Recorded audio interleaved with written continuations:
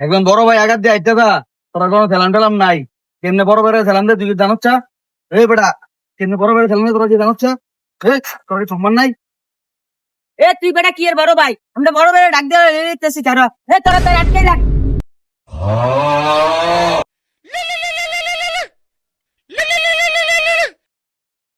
হ্যাঁ ভাই, আপনার কাজটা হয়ে যাবে ভাই।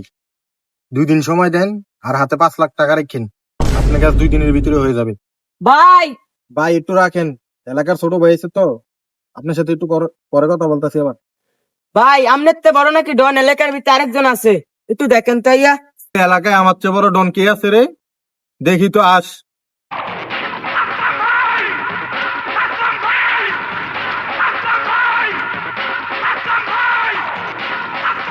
আমার তো এলাকার বড় নেতা কাটে রে।